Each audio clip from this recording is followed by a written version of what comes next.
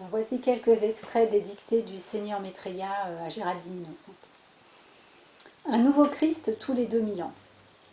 Âge après âge, l'instructeur du monde qui a rempli ma fonction a toujours entrepris d'envoyer dans le monde de la forme un Christ, un être parfait ayant choisi d'incarner et d'apporter à la masse du peuple la religion particulière adaptée à ce jour évolutif.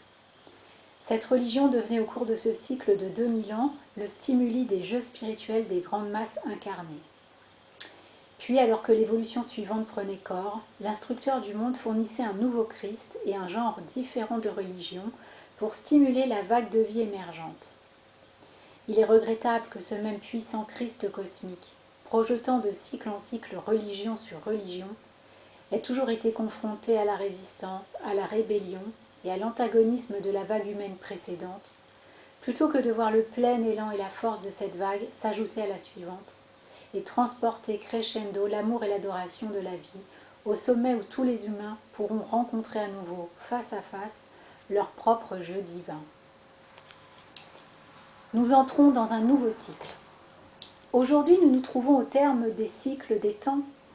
Nous nous trouvons à l'embouchure du cycle de 2000 ans, là où les courants de vie doués de discernement spirituel commencent à sentir l'épanchement du 7e rayon cérémoniel. Ce rayon deviendra graduellement la religion des masses au cours des 2 prochains millénaires. Comme je l'ai fait au début de chaque cycle, j'ai décidé de mettre en jeu les forts esprits gardiens et pionniers dont l'essence vitale, l'intuition spirituelle et la synergie sont telles qu'elles peuvent résister à la bigoterie et à l'intolérance des masses et peuvent jeter les bases de la nouvelle religion du monde. Plus tard, quand elle sera fermement établie, quand le feu sacré qui la traverse sera ancré dans la conscience de l'humanité, les masses se réjouiront de l'édifice spirituel que vous, mes bien-aimés et élus, construisez aujourd'hui au nom de Saint-Germain. Amis bien-aimés de la liberté, amis de Dieu et de la vie, je vous remercie d'avoir répondu à mon appel aux niveaux intérieurs avant d'être né, car chacun de vous ayant choisi de rejoindre cette nouvelle entreprise et d'affronter l'ignorance de la conscience des membres de la race dans laquelle vous vous trouvez actuellement, avait certainement mérité les bénédictions non seulement de moi-même, de mon grand instructeur le Seigneur Gautama, du bien-aimé Kutumi, mais aussi du maître Saint-Germain, qui recevra de nos mains cette religion du futur.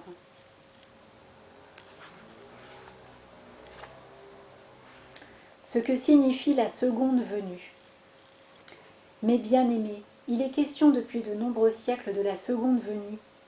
Celle-ci a été interprétée en des termes tellement mystiques que l'humanité s'est complètement embrouillée et a perdu le sens de cette venue dans sa réalité et dans sa simplicité. Votre présence, votre jeu divin et glorieux, conçu par le Dieu Père-Mère à partir de la lumière universelle, en créant de son propre cœur la perfection de l'octave des maîtres ascensionnés, veut maintenant extérioriser son plan à travers votre forme physique. C'est aussi simple que le plan divin du chêne qui pulse dans une lumière vive, qui s'extériorise par son fruit dans le déroulement naturel de la substance élémentale et qui devient le chêne manifesté dans la forme.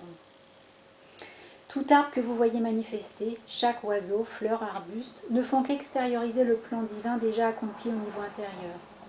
Ainsi, en obéissant à ce plan, ils réalisent l'expérience de la seconde venue dans le monde de la forme.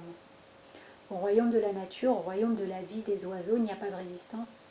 Ce modèle émerge naturellement, s'étend, se développe et se présente révélé. Vos saints jeux christiques, comme je le vois, sont si près de vous. Ils sont ancrés dans la flamme triple dans votre cœur.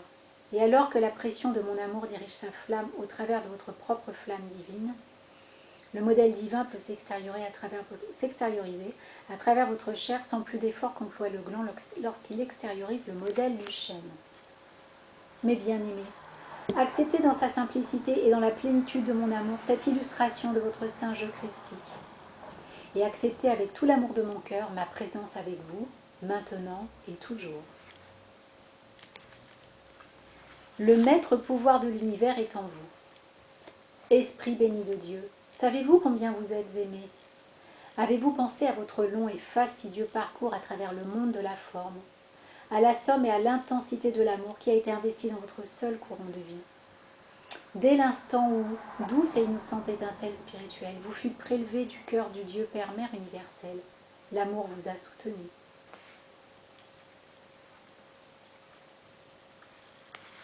L'amour créa le conseil karmique.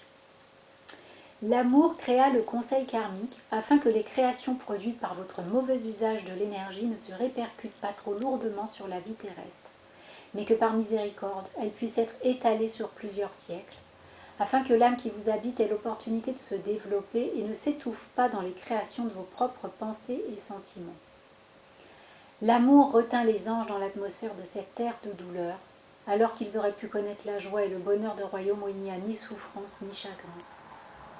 L'amour retient le Seigneur Michel 20 heures sur 24 dans le royaume psychique et astral pour nettoyer les créations humaines, afin que les vêtements de toutes les âmes soient purifiés des appétits et passions qui les empêchent de s'élever vers les salles de classe fournies par ce même amour pour leur montrer le chemin de la libération hors des chaînes de l'esclavage. C'est un amour indescriptible qui a façonné et établi dans les sphères intérieures ces salles de classe qui ne sont pas là par hasard. Elles ont été conçues par le corps mental de mon bien-aimé Koutoumi, par celui de mon bien-aimé Saint-Germain, de mon bien-aimé Jésus, et de tous les autres maîtres qui ont décidé de contribuer, par leur faculté mentale et émotionnelle, à créer des foyers vers lesquels les âmes des hommes puissent être attirées pour recevoir la compréhension.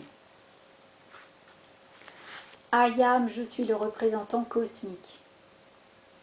L'heure est arrivée où les fils et filles des hommes doivent s'élever, diriger leur attention vers leur propre Dieu et demander à voir sans erreur possible ce qu'ils doivent faire en tant qu'individus, pour quelle finalité chacun d'eux a été créé.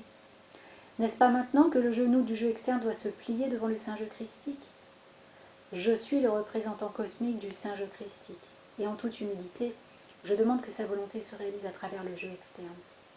Je pense que nous sommes arrivés à ce point, à ce jour de franchise intérieure totale et de reddition de soi, où chaque homme découvre sa tête devant son Dieu, plie son genou devant son Christ et accepte la responsabilité joyeuse, heureuse et harmonieuse d'accomplir le plan divin dans lequel l'amour l'a soutenu pendant des millions d'années. Être inoffensif n'est pas suffisant.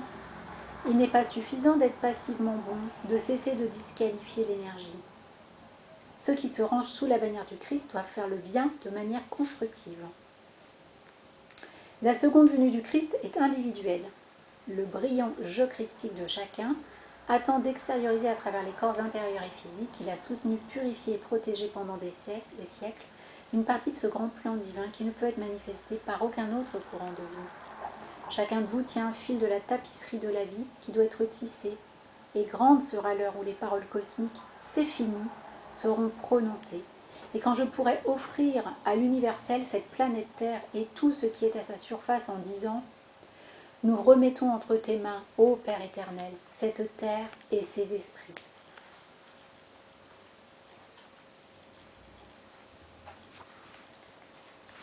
Le gouvernement intérieur du monde. Que vos cœurs soient bénis. Savez-vous combien je vous aime?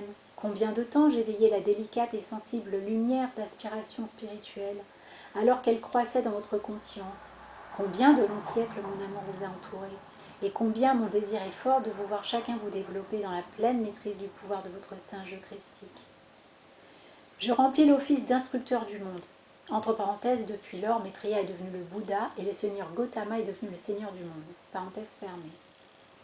C'est une fonction particulièrement réjouissante pour laquelle je remercie Dieu constamment, car elle me permet de voir le dessein et plan divin prévu pour chaque cycle de 2000 ans, tel qu'il est extrait du sein du Père éternel de lumière par le veilleur silencieux.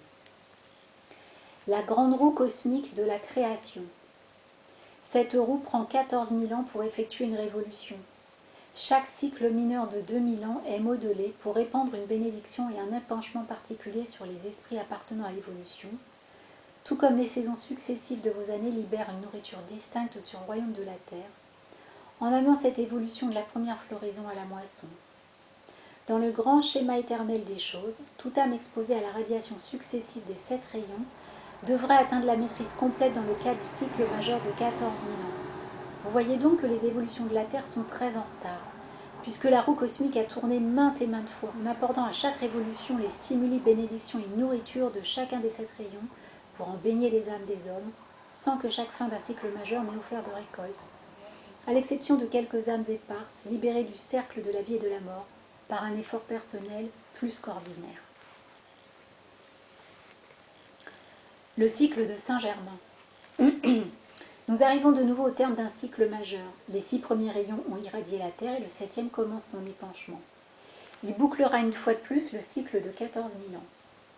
La loi cosmique a décrété que les 7 puissants Choans ne seront plus tenus de tourner cette roue pour éclairer la conscience d'une race rebelle et récalcitrante qui ne semble pas disposée à s'éveiller du sommeil de l'âme. C'est pourquoi nous nous efforçons de presser à travers le rayon violet de Saint-Germain, pendant que son cycle de 2000 ans est actif, tous les pouvoirs cosmiques et bénédictions possibles, afin de réveiller les courants de vie qui n'ont pas répondu non seulement durant les 12 millénaires déjà écoulés de la présente révolution, mais aussi durant les nombreuses révolutions qui ont eu lieu avant. Au début de chaque période de 2000 ans, quand le grand Choan de l'un des rayons est doté de l'autorité du pouvoir et de la responsabilité de bénir la vie par les dons de son rayon et de son service individuel, le schéma universel de la loi, qui est service commandé, veut que le puissant veilleur silencieux de l'évolution abaisse dans la conscience du Seigneur du monde le schéma de la religion, de l'activité cérémonielle et de l'adoration qui magnétisera le mieux les dons de ce rayon. Cette activité a pour but de stimuler les centres spirituels des gens pendant qu'ils se trouveront sous la radiation de ce rayon et d'illustrer la nature de ce rayon par l'intermédiaire de messagers, d'instructeurs, de prêtres et interprètes de la loi.